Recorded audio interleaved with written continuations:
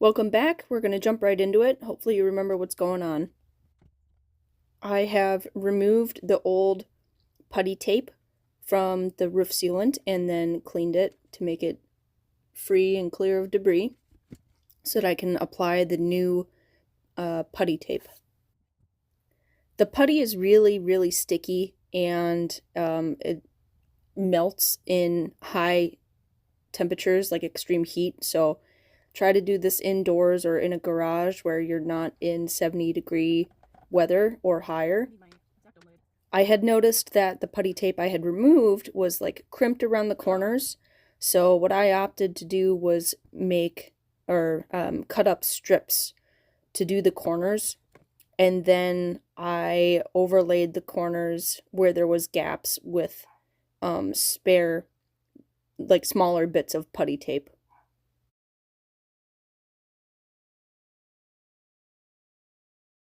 As you can see, I am trying my best to keep it tight to the L shape of the roof vent. My thought process was that if you make it too tight, or like if you push it down too much where the screw holes go, or towards the edge of the roof vent, then it removes a bunch of the, like when you screw down the roof vent, the putty tape is going to squish out, right? So I figured the closer I could keep it to the L shape, the inside corner, the better for proper sealing. So this next part didn't go exactly as I wanted it to, but I asked for some assistance in placing the roof vent in its hole. So you can see I'm clearing off the debris even though it's been covered. I'm just trying to make sure that it's super clean so that the seal can really truly seal.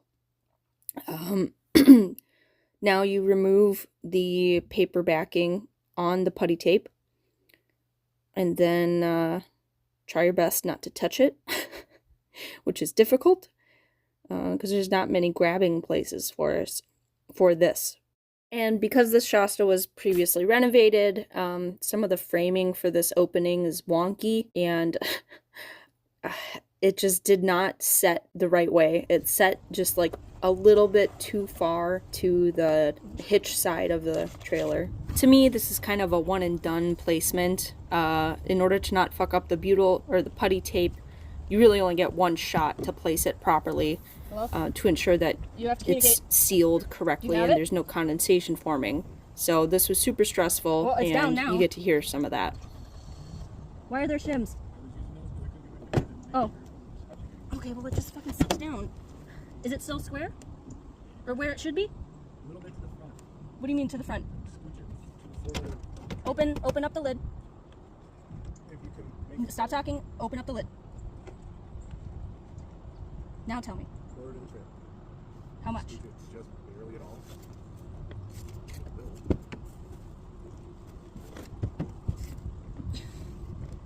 That's perfect.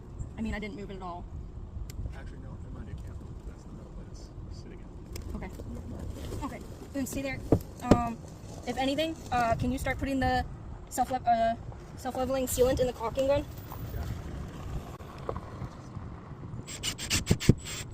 Quarter one. Oh my god, I can't believe this. Quarter two. Did it wrong. You're not supposed to screw it down all the way.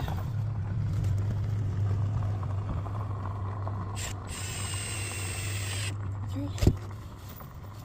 Can you close the thingy? Sorry. Wrong way. Oh. I really wish we had one of those freaking magnetic closers. How big of a hole do you want? I don't know. Google it. You have time to Google it. Okay.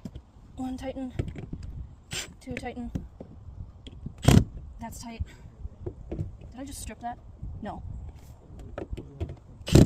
Done. Done.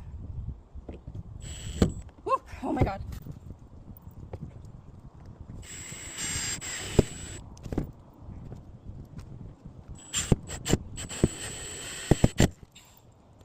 Open it, Oh, I don't know yet.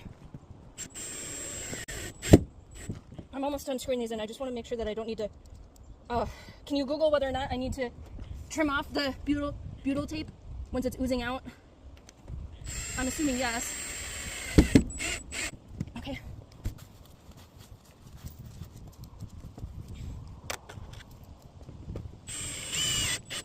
I don't think that screwed in anything.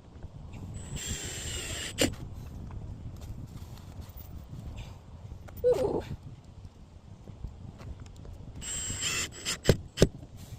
Can I pull out two screws? Where's the other screw? There's.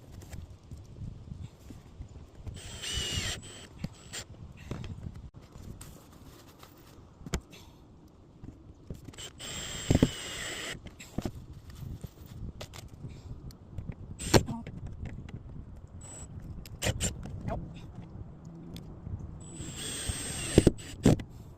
Says yes, you can trim off the excess and then roll it into a ball and put it in an airtight container, and it'll be good for a long time in case needed. Okay.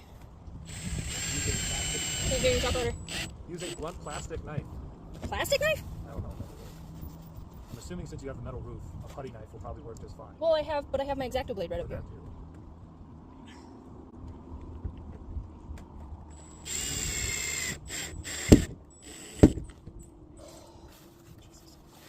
And it says don't over tighten. So don't like these, or you're probably doing just fine, but don't like really ream it in. Once it's in, it's in. So don't try and loosen it now. Well, there's one. Okay. But it said it's gonna ooze, and then it's gonna be fine, and then if it gets really hot, some more of it might ooze out later. I was given so much different information by 3 different people.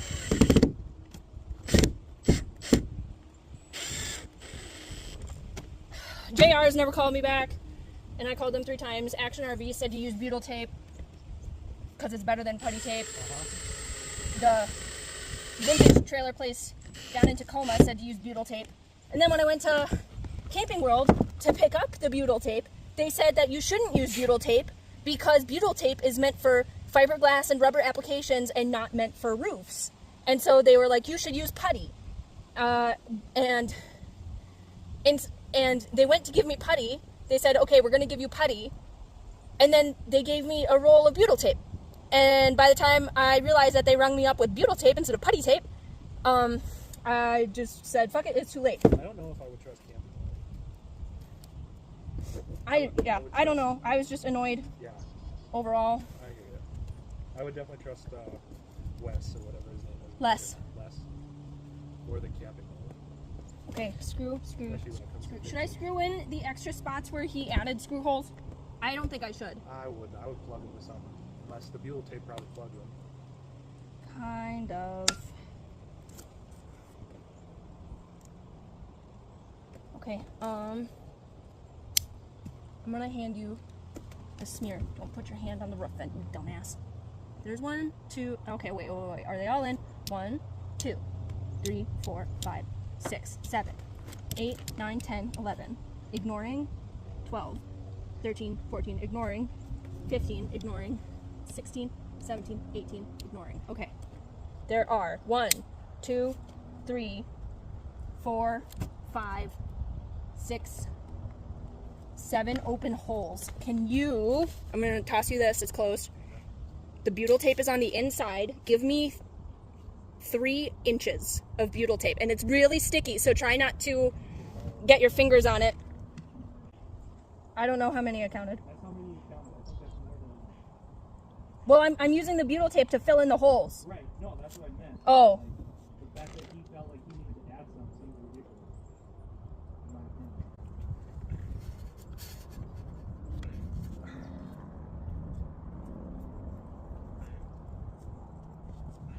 I feel better with butyl tape. In my opinion.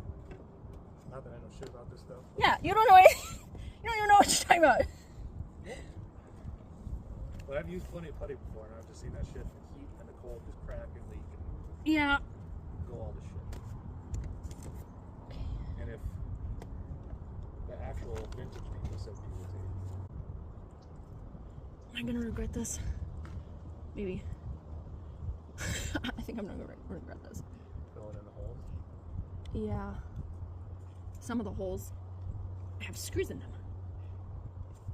The ones at the hinge over here on this side have screws in them. What? No. They have screws in them.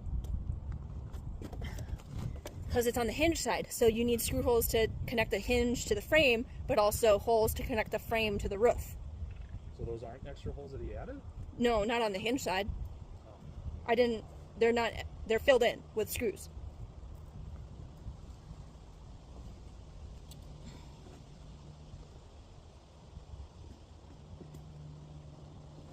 Do you think this is going to mess up the sealant?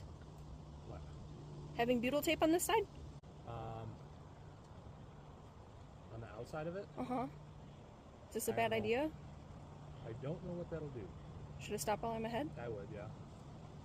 Stop for now, because I feel like that butyl tape. Well, what do you mean for now? I have to finish this today. I mean, like, get that white stuff up there and then let it dry and set up and everything, and then it should be fine.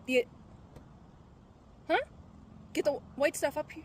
The caulking. Self-leveling. Yeah. So you're saying Don't put that on there. don't put the rest of this on and just rely on the self-leveling adhesive. Right. Because at this point, I feel like that butyl tape, being that is all the way around the edge of that opening, it should now seal. I need the X-Acto knife, so. It should seal everything. You shouldn't have to worry about those extra holes. Oh my god.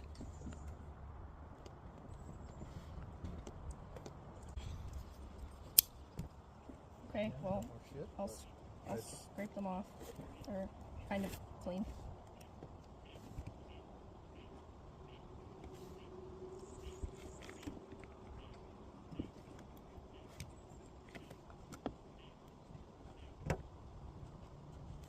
Butyl tape in EPDM, TPO, or PVC membrane? None of those are this. Okay. Those are like rubber-based, silicone-based applications. Okay, then yeah, I would not.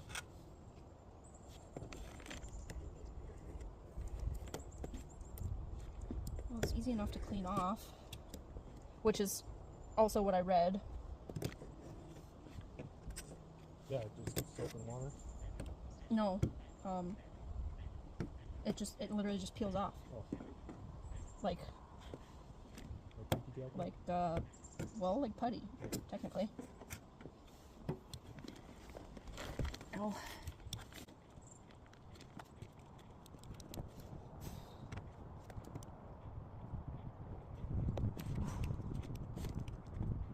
You know, if Jerry's over trailer. I don't think so. That's how it's up to your son's house. The white tape. Oh. How can I talk about this? I don't know. Asshole. Heard. Did you hear me at all, or were you just talking? Okay, that's fine. It's not something that I'm going to say out loud or loudly. God, this is kind of messy now. Okay, there's not much more. It's a little bit. Here. Oh. Oh, okay. Self-leveling adhesive, I guess. And the paintbrush. Wait, remind me. 2 layers? 2 beads. You heard it. 2 beads of sealant, and then use a paintbrush to spread it. That is the instructions I received from the trailer place that I trusted. I hope that you can see this. While I'm editing, the quality doesn't appear the greatest, but as long as you know that it's 2 beads of sealant with using a paintbrush to spread the application evenly across the surfaces, then you should be good. I'm doing like 1.5 inches of overlap so that there's, I don't know, like 3/4 of an inch covering one side of the seal or of the roof vent, and another 3/4 of an inch on the roof itself. This is what it looks like when it's done. It turned out pretty decent. I'm not sure what it's supposed to look like, but then we started painting the sides of the trailer that got a little dinged up from when I put the ladder on top of it, or ladder leaning against the side of it. And now we get to put the fan back in place from the inside. While I'm struggling with the cords, this is a good reminder to always remember which colors get connected with which colors, and to also take care of your electrical so that you don't have to make the same mistakes that I'm making and fiddly fuck around with everything. Prior to this, I did also paint the roof, so it's got a couple new layers of the water-resistant sheet metal paint that I have. There just wasn't a good way to film it, so you do get to see the end result, though, with some video. Back to the fan, though. Never tighten everything right away. I know I mentioned that earlier in the video, but never tighten each screw right away. Always make sure that they're all equally tightened, like going around in a circle.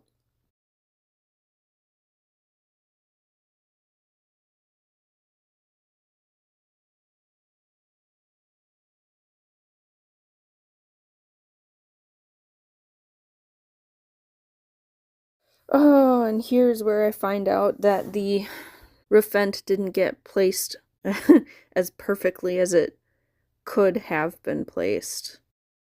One of the edges is really, really tight to squeeze this trim into, so we're just going to move on. I used a little sponge brush to spackle the paint onto the roof so that there was that same bit of texture and it was similar all throughout.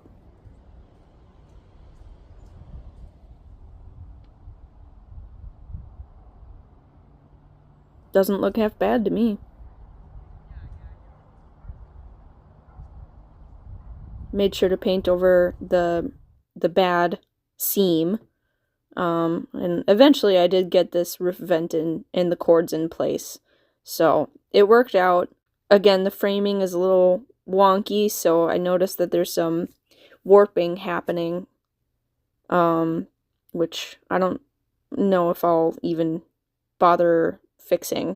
Not even because I don't want to, it's just that, like, what's the point? Because the issue is not roof vent or the trim, it's where the holes are placed in the structural framing, so there's not really much I can do about it.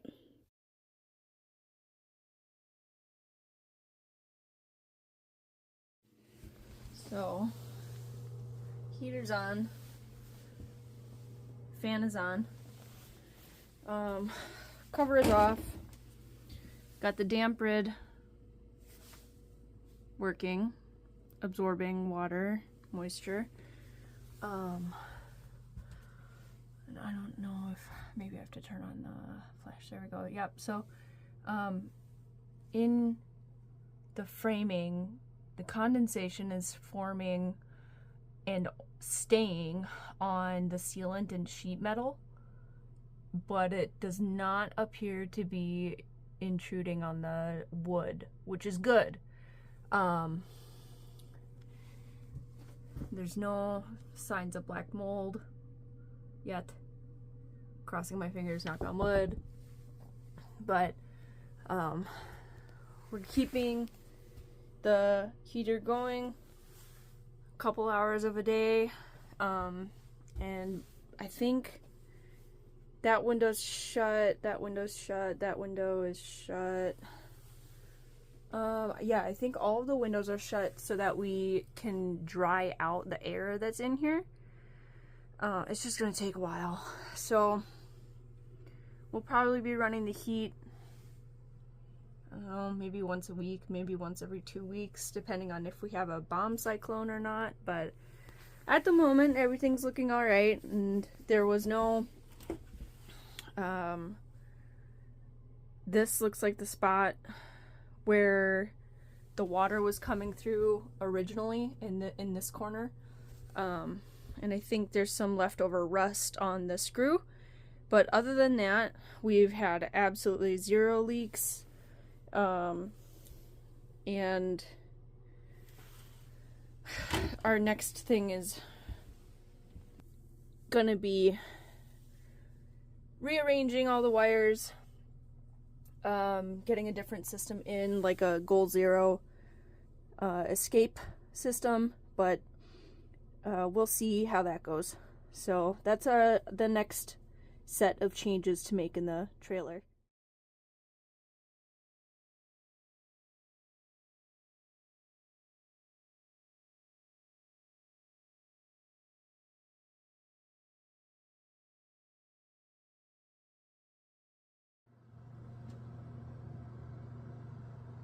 Okay. So there's still condensation.